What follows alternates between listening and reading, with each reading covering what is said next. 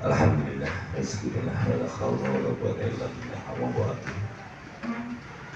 yang saya hormati Bapak Suwarjo SPD MPD selaku pengawas Madya SD wilayah Dabin 3 atau Gusuran Ampel wilayah Bidang Dikbud Kecamatan Demak yang berbahagia, dan alhamdulillah di acara pengimbasan Satuan Pendidikan untuk SD Negeri Tempuran 1 dan SD Kalikodang 4, program Sekolah Penggerak Angkatan Kedua SD Negeri Bintoro 4.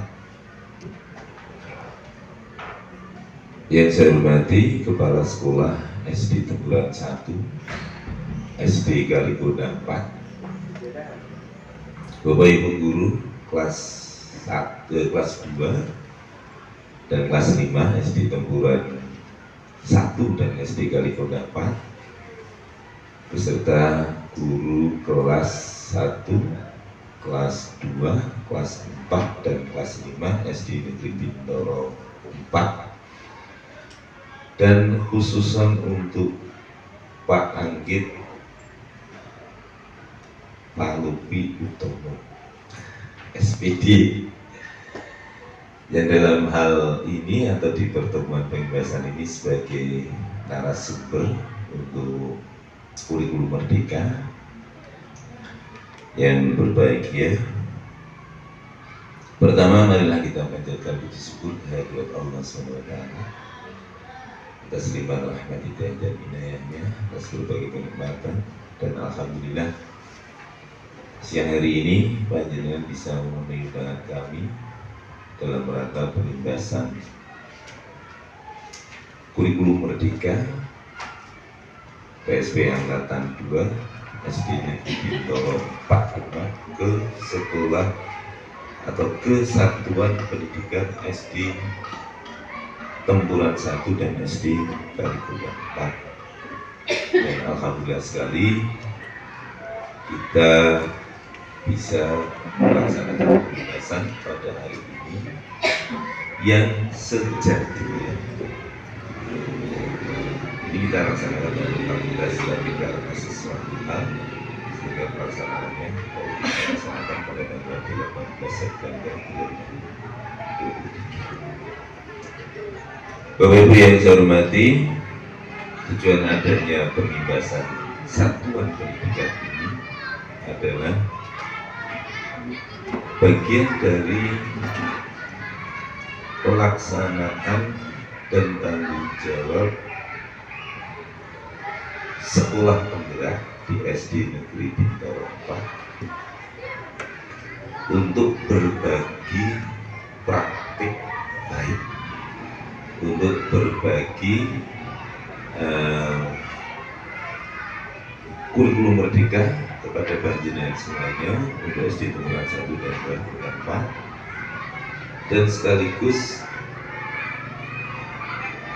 di ruangan ini untuk kita mengadakan refleksi selama proses pelaksanaan kurikulum merdeka atau implementasi kurikulum merdeka yang sudah berjalan, yang nanti akan coba kita carikan solusinya secara bersama, tetapi terlebih dahulu agar nanti tidak terjadi miskonsepsi dari yang sudah kita laksanakan, maka nanti akan ada penyampaian materi untuk pembelajaran berdiferensiasi yang nanti akan disampaikan oleh Bapak Anggit Palupi Utomo. Harapan kami proses pengimbasan pada komunitas belajar Satuan Pendidikan ini nanti bisa bermanfaat, bisa ditularkan panjenengan kepada teman-teman di sekolah. Alhamdulillahirrahmanirrahim. Allahumma sholli ala sayyidina Muhammad. Yang saya hormati Bapak Kepala Sekolah SD Negeri Bintoro 4, Ibu Kepala Sekolah SD Negeri Tempuran 1 dan Kalikodang 4, serta Bapak dan Ibu guru, tidak ada bapaknya sih ya. Ibu guru penganggu kelas 2 dan kelas 5 di ketiga SD, serta tidak lupa Pak Anggit sebagai narasumber kegiatan pembebasan sekolah penggerak yang saya hormati, saya cintai. Puji syukur mari kita panjatkan kepada Allah SWT yang telah melimpahkan rahmat dan hidayahnya sehingga kita masih dipertemukan dalam keadaan sehat dan kesempat. Salawat dan salam mari kita aturkan pada junjungan Nabi Agung Muhammad SAW yang kita nantikan syafaatnya dari dunia sampai di akhirat. Bapak dan Ibu yang saya hormati, kegiatan pengindasan ini adalah salah satu kewajiban sekolah penggerak untuk melaksanakan kegiatan berbagi praktek baik yang sudah dilaksanakan oleh sekolah penggerak kepada sekolah-sekolah di sekitarnya, ya, sekolah-sekolah di sekitarnya. Untuk itu pada kegiatan ini memang tadi disampaikan oleh Bapak Kepala Sekolah bahwa menyamakan persepsi yang saat ini masih banyak persepsi-persepsi yang muncul di benak kita, karena memang khususnya untuk yang sekolah-sekolah IKM, khususnya yang guru kelas 2 dan kelas 5 saat ini baru melaksanakan kurikulum Merdeka ini baru beberapa bulan, ya, Juli, Agustus, September. Maka dari harusnya kita semua bisa merefleksi diri apa yang sudah kita lakukan, ya, untuk melaksanakan kurikulum Merdeka ini. Jadi yang dimaksudkan dengan proses pembebasan ini atau pembebasan kurikulum Merdeka oleh program sekolah penggerak angkatan kedua pada satuan pendidikan SD Bukuran 1 dan SD Bukuran 4 khusus untuk guru kelas 25, tapi nanti di kenyataan di lapangan setelah dari sini bisa dengan ajak teman-teman di kelas 14 atau 36 diskusi lah tentang kurikulum Merdeka.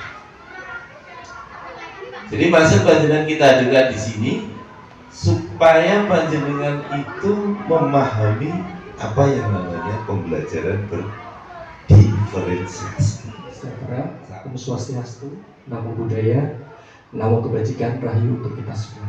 Ya.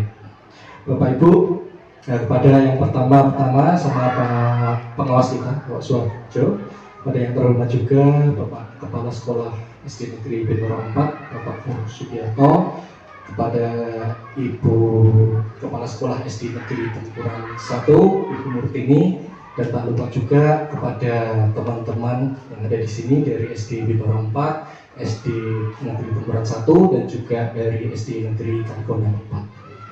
Terima kasih sudah mau hadir untuk kegiatan pengibasan program sekolah penggerak angkatan 2 di SD Negeri Bintoro 4. Oke, selanjutnya pada pagi hari yang cerah ini saya akan menyampaikan terkait dengan pembelajaran berdiferensiasi. Ya, melanjutkan pada tujuannya tadi sudah disampaikan sama Pak Sugiarto. Kemudian latar belakang dari kegiatan dari pembelajaran berdiferensiasi ini. Setiap anak adalah istimewa dan telah dibekali dengan kemampuan, minat, dan bakat yang unik dan luar biasa sejak lahir.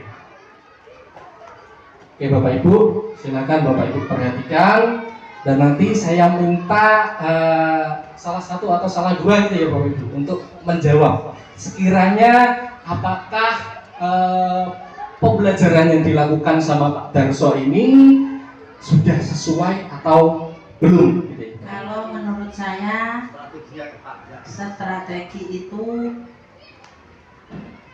kurang tepat. Kalau menurut saya, ya, karena yang pinter tambah pinter, tapi yang belum pinter itu ya masih ketinggalan. Itu menurut saya. Terus sudah dijawab ya. Apa yang Anda lakukan jika menjadi Pak Darso? Kalau menurut saya yang anak pintar tadi tak suruh istilah jadi teman sejawat di kata serius apa sih? Nah, tutor sebaya gitu. Jadi anak yang belum bisa dibantu untuk belajar. Menurut saya seperti itu, Pak. Terima kasih. Ada lagi yang lain? Tepuk tangan dulu. Tepuk tangan dulu. Ini pengalaman saya baru 2 tahun mengajar kelas 2, dulunya kelas 6 jadinya ya gitu.